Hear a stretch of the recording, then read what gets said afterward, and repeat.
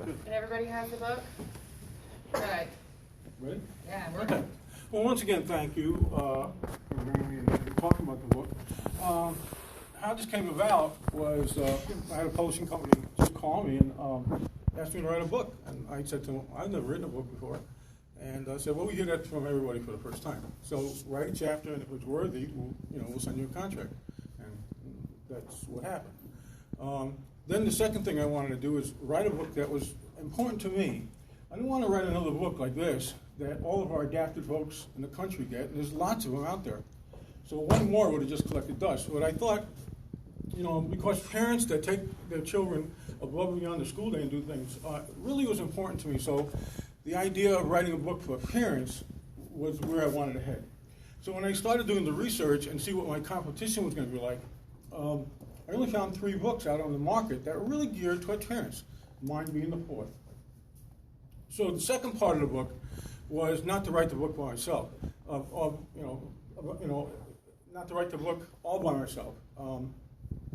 I decided that I wanted to bring colleagues from around the country that were very prominent in this area, and that gave a lot more clout to the book than just mine. I wanted to talk really briefly about the book, but the foreword was really important to me. And the gentleman that wrote the foreword was Dr. Joseph Winnick. And Dr. Winnick was one of the chief architects of Public Law 94-142 in its original state. And if you looked at the document, there's a specific piece in there about physical education. I know I sound a little funny, and that's okay if you laugh. I'm kind of laughing to myself right now. But anyway, he was one of the chief architects of that law when it came to physical education. And if you look at the law, that's the only discipline recognized in Public Law 94-142. And also, later on, he also was instrumental in developing the Brockport Physical Fitness Test, which is the only fitness test right now that's a standard for children with disabilities, age 11 on 17. So it was an honor for me to have my colleague and my former professor write the foreword. And as I mentioned in the acknowledgement, it was also important to bring in those people from around the country that were experts in that field. And I wanted parents to have that idea from that expert. So if we go to the first chapter, or page 1, I did a brief intro of the book. Actually, this chapter was a lot bigger, and the reason I cut it down a little bit because there was a lot of my stuff was embedded in the other chapters. So I wanted to take away and give the credit to each one of the authors of the chapters. What was important in my chapter was to set the tone, to let you know that physical education or physical activity is vital. We know that at one time, children were getting at the elementary level 125 minutes a week, at the secondary 250. We know now that since the onset of No Child Left Behind, we know that more than 50% of the principals in this country had to reduce physical education and make way for more academic rigors. So we lost a lot of ground, and we understand that. We understand why that was happening. But the reality is that physical education is a vital component of education, and that without it, learning is not as where we want to be.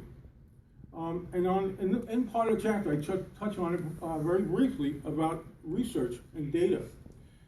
And we know that the neurological pathways for motor performance is the same for academic performance.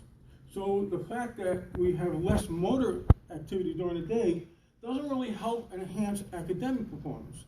If you look at the European model, of all the European schools, physical education is right up there with any other subject. Actually, they do a lot more physical education before they sit down in the classroom, and before they leave, they stretch the whole bit. So it's a very vital component. So I wanted to bring that out in the first chapter and make you understand the value of motor activity. And sometimes I don't like to use the word physical education because in the past, lots of people have a negative connotation with the word physical education. I like to call it motor activity, brain gym. There's a lot of different buzzwords to capture your attention. But as you read through the book, you'll see and capture all of the pieces why physical education, motor development is so important, especially after school. So we're going to go on to chapter 2, and again, I'm just going to touch briefly. Early childhood development. Dr. Kathy Houston Wilson is well known in the country in regards to this subject. And the reason I put this chapter as a second chapter, again, it sets the pace that we have to start off with early childhood development. Learning those basic motor functions is essential from birth to age 11. And why do I say age 11? Because we know that the age of onset for learning locomotor skills and manipulative skills like throwing and catching really become to mastery by age 11. So let's think about that. Our children go to school in Maryland. They get 1 day a week, mostly, in phys ed. And in our school, we go AB. So and that's understandable. We understand why. No fault of our school system. But let's think back what I said earlier. 150 minutes a week was what the national average used to be. It was engineered out, and hopefully we can re-engineer it back in. Now let's go to an IEP. So we write a goal and objective for a child to throw a ball, okay, on an additional 30 minutes a week above and beyond the AB schedule. That's still less than the national average used to be at one time.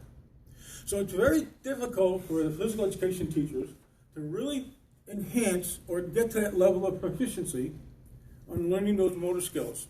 That is the reason why, that's one of the reasons why I decided to write the book, because it's important that you, as parents, reach out and do things above and beyond the school day. We can't blame the schools for what we should be getting in motor activity. We have to take responsibility of doing those things after school. We know that Special Olympics is a wonderful opportunity for that after-school program. Swimming, Rec and Park has different programs. There are recreational leisure programs now coming online. So early childhood development really sets the tone on what really needs to be done from birth to age 11. And Kathy Houston Wilson captures that very nicely. Do I sound funny? Yeah, all right. You know. My wife's looking back after she's going, oh, God. How do I look, Joe?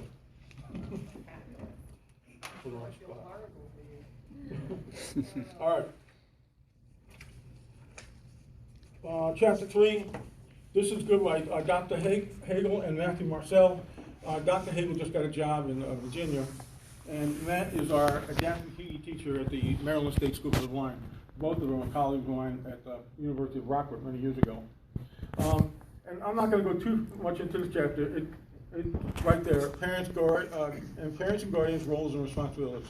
And basically what this does is it outlines exactly what you can do, how you can advocate for your child, not only during the school day, but after school. It gives pretty good steps and introduction into those activities. One of the things on page 26, what to communicate to physical ed teachers. Are you communicating with the physical education teacher? Are they communicating back to you? That's so essential. You know, we do communicate on quarterly reports. We hope that you get an email here and there, or you write in a journal. I always found it best to constantly communicate with them on a weekly basis. I know that our Camp Inspire, what we do, we see our parents every day.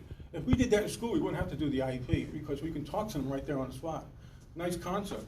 But what I found with the camp on that program is it's a wonderful way of collaborating, and we really get an in-depth continuity with the parent.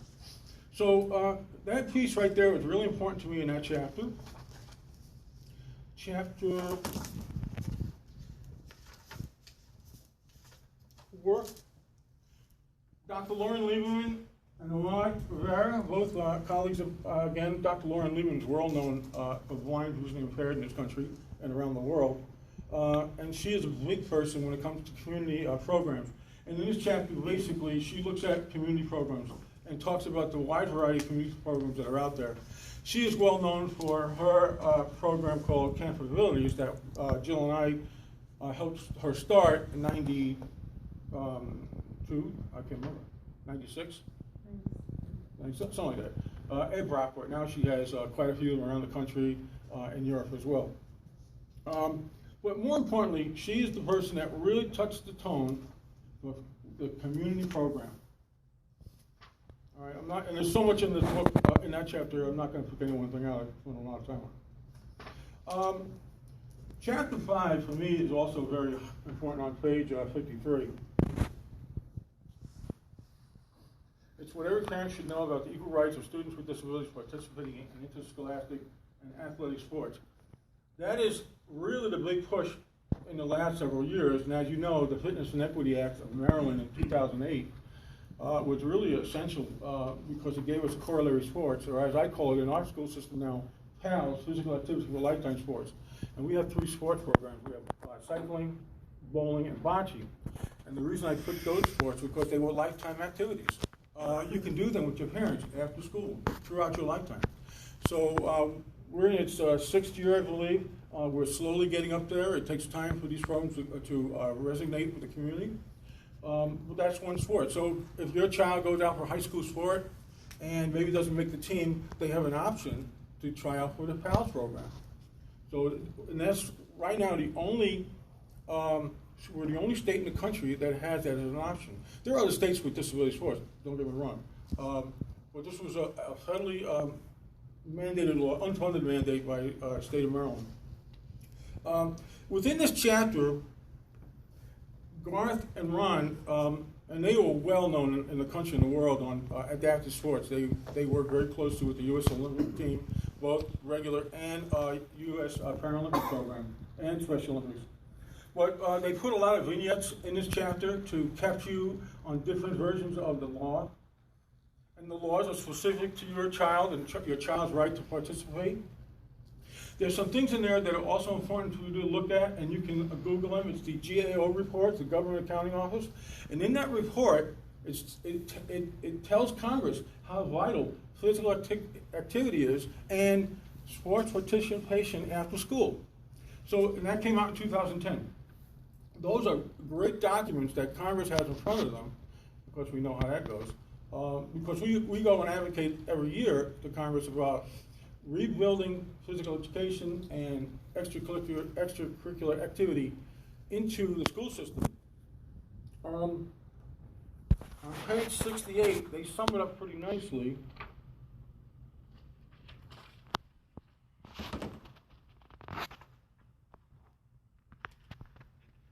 Of course, I was going to read the whole paragraph to you, but you probably end up laughing by the time I'm done.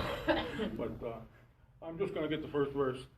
The intent of this chapter was to provide a simple, easy-to-follow roadmap for parents and students with disabilities to help navigate a school district special ed program and other services. And that's important. That's what I wanted them to capture in this chapter, especially those involving participation in school-sponsored extracurricular activities, and that would be sports or our PALS program. So it really gives you the handle and helps you to be an advocate for your child in these type of programs. Okay, and the final chapter, chapter 6, which is on 71, this one's a fun chapter. I also wrote part of it with Dr. Kowalski. Linda Weber is an adaptive fee person of the Baltimore County. And one of the things and some of the people that are in this chapter are practitioners that have done a very good job over the years. And I felt that in writing a book, it shouldn't just come from the professors, that are sometimes disconnected with the school system. I think the books should be written with the practitioner in mind, so they can bring in the real-world application. And so they're doing that more and more. This one's all about instructional strategies, and this particular chapter talks about peer mentoring. And peer mentoring is really vital. So let's say you have your child with a unique need at home, and you have another sibling or friend that wants to work. There's some guidelines in here on how they can act, how they can model the skill, how they can use verbal feedback and communication properly. There are also modification charts, and they are in the back of the book. On page 87. Okay, and this is broken down by different disabilities and different modifications that you can use, and more importantly, people in the community, Recon Park, people can pick this book up and look at this and realize when they're developing a program, they can look at a certain disability like sensory and vision and look at what kind of modifications do I need to employ while I'm providing, let's say, tennis or judo or something of that nature. All right, so we wanted to capture that in the book, and the other thing that I wanted to capture were all the adaptive sports programs around the country that you can go to their website and get further knowledge on what's out there and what's available. There are a lot of wonderful organizations in this country that provide and promote physical activity. One of the things that's growing mostly on the West Coast is cycling. We're fortunate that we have the cycling program here in the county. We're the only county in the state of Maryland that offers cycling. And again, for the purpose, it makes sense that you can ride your bike with your child from day after school. And we have a wide variety of bikes for any child in the system. So the emphasis of the book was to target parents like you that go above and beyond the school day. And I know many of you that I know do that. You're in the swimming program that we offer, you're in our camp that we offer, and all the other programs that are out there in the community. So my hope is to influence more parents. We are seeing that through sales of the book. We are having more people call us and ask for presentations, more parents groups, and it's exciting. My colleagues from around the country, after writing the book, and they write tons of books more than I do, they realized that they said, how come we're not doing this? This is the target audience. We should be really targeting parents and educating our parents about the value of physical activity, not only in the school day, but what they can do after school. And that's vital, because when it comes down to this, and that's my passion every day when I wake up and thinking about your child, how can I get them to be more physically active so that they can be better academic learners? That's the reality. Because throwing a ball is just not throwing a ball. It's critical thinking. It's about stepping. It's opposition, multitasking. There's so many functions to the brain that we have to think about. And there's a lot of research out there that I can share with you, brain research, that supports that notion that motor activity and academic performance really work hand in hand. So when we think about what we should be offering our children, we shouldn't constantly keep cutting back on physical activity. And knowing the stats we are in our school system, it's up to you to look above and beyond the school day and hopefully find those programs for your children. One of them such as Special Olympics, like Alan mentioned, or a swimming program, or a summer program like Camp Inspire, and Rec and Park type programs. All of the programs are inclusive and based, and we go out and talk to our instructors to make sure they understand inclusion. So, and that is another big push, is the inclusion model, that we want more inclusive activity. So that's it in a nutshell, and thank you for putting up with my slurred speech. It is quite unusual for me, but I didn't want to cancel tonight because this book is too passionate to me.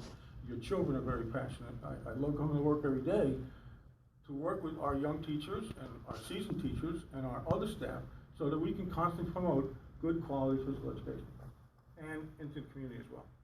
So, I'll take any questions if anybody has any. I haven't read it yet, but I do.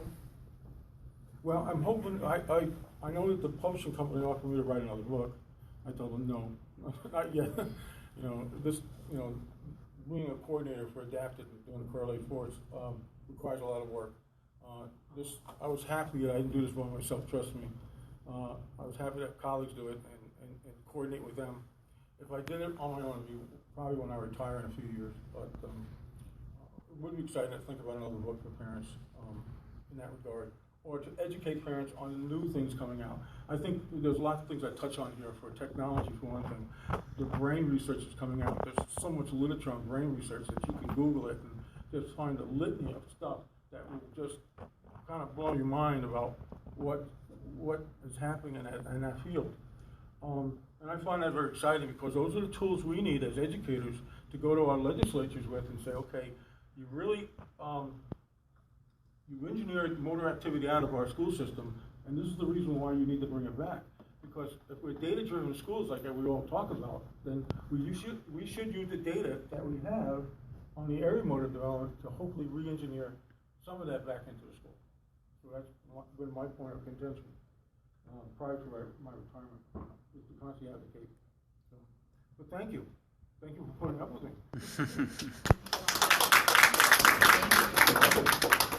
Not canceling. I appreciate you coming through. I know. Thank you. You're welcome. Did anybody have any questions on that or anything? So you read the book? If you do, you can certainly email me. Monday morning.